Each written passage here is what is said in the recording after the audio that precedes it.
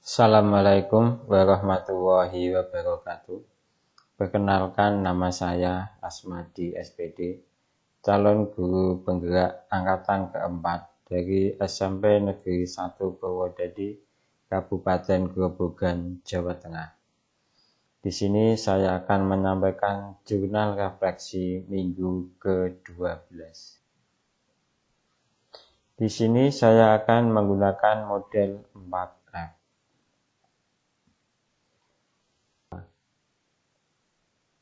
Pada minggu ke-12 ini, tepat di hari Selasa, 1 Maret 2022, saya memasuki modul 2.2.A4.1, eksplorasi konsep pembelajaran.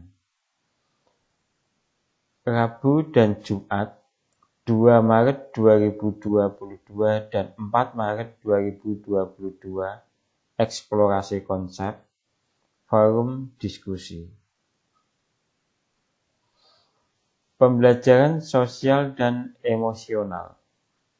Pembelajaran sosial dan emosional adalah pembelajaran yang dilakukan secara kolaboratif oleh seluruh komunitas sekolah.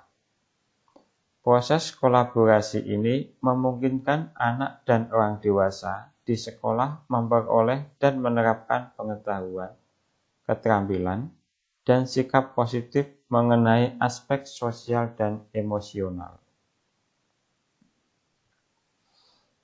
Pembelajaran sosial dan emosional bertujuan untuk, yang pertama, memberikan pemahaman, penghayatan, dan kemampuan untuk mengelola emosi atau kesadaran diri.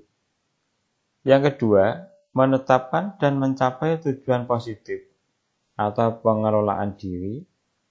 Ketiga, merasakan dan menunjukkan empati kepada orang lain atau kesadaran sosial. Keempat, membangun dan mempertahankan hubungan yang positif atau keterampilan membangun relasi.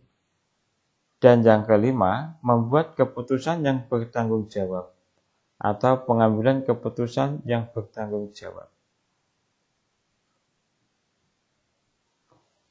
Implementasi pembelajaran sosial dan emosional atau SE dapat dilakukan dengan 4 cara.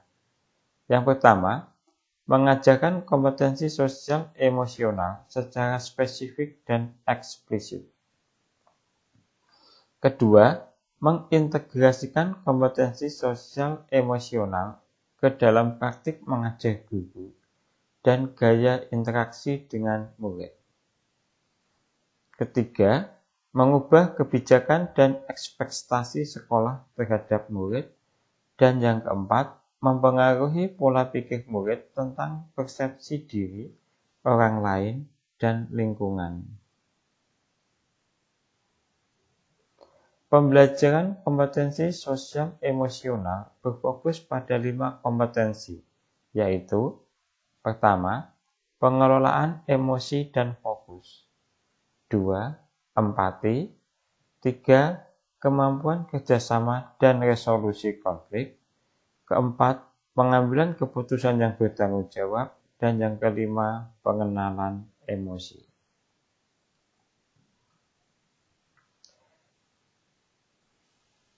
Perasaan saya ketika mengetahui ada pembelajaran sosial emosional, saya merasa penasaran dan tertarik untuk mempelajarinya. Bagaimana materi pembelajaran yang akan disampaikan dan seberapa banyak materi tersebut dapat saya gunakan dalam menjalani profesi saya sebagai pendidik. Kita sebagai seorang pendidik tidak akan terhindar dari sebuah emosi. Terkadang kita mampu mengendalikan emosi dan terkadang sulit untuk mengendalikan emosi kepada murid ketika kondisi kita sudah tidak memungkinkan, dengan pengaruh lelah, pekerjaan yang menumpuk, dan sebagainya. Setelah adanya materi pembelajaran sosial emosional, saya ingin mempelajari lebih mendalam, tahap demi tahap, strategi, dan cara mengimplementasikannya di kelas.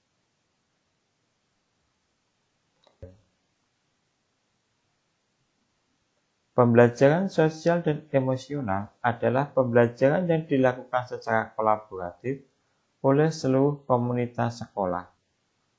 Proses kolaborasi ini memungkinkan anak dan orang dewasa di sekolah memperoleh dan menerapkan pengetahuan, keterampilan, dan sikap positif mengenai aspek sosial dan emosional.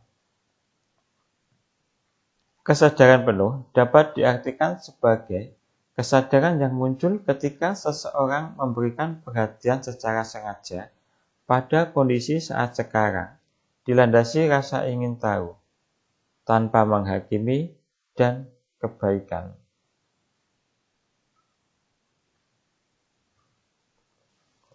Artinya, ada keterkaitan antara unsur pikiran, kemauan, dan rasa pada kegiatan fisik yang sedang dilakukan.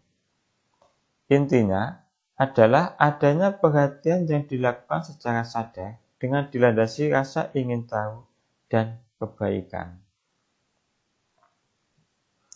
Untuk mencapai pemahaman kesadaran diri dan mampu mengenali emosi, maka kita mempraktikkan teknik stop, yaitu berhenti, tarik nafas dalam, amati, dan lanjutkan.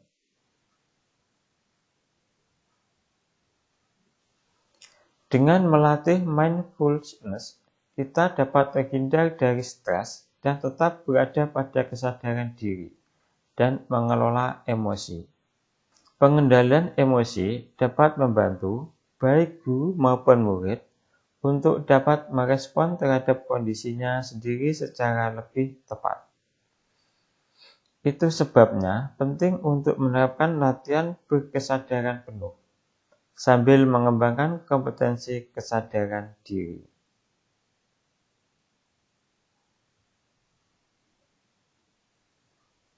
Well-being dapat diartikan sebagai kondisi nyaman, sehat, dan bahagia.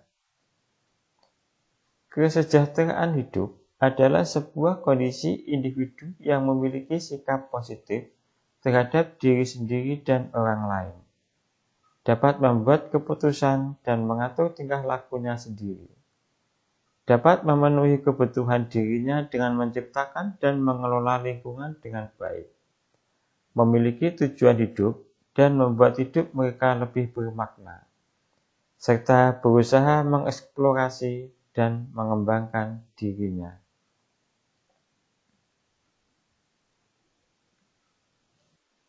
Saya akan mencoba menerapkan pembelajaran sosial emosional dalam diri saya dan pada murid saya, agar tidak hanya saya, tetapi murid juga dapat memiliki tingkat well-being yang optimum, memiliki kemungkinan untuk mencapai prestasi akademik yang lebih tinggi, kesehatan fisik dan mental yang lebih baik, memiliki ketangguhan dalam menghadapi stres, dan terlibat dalam perilaku sosial yang lebih bertanggung jawab. Saya ingin memahami pembelajaran sosial emosional berbasis kesadaran penuh, agar menjadi semakin relevan untuk dapat mewujudkan well-being guru, murid, dan komunitas sekolah.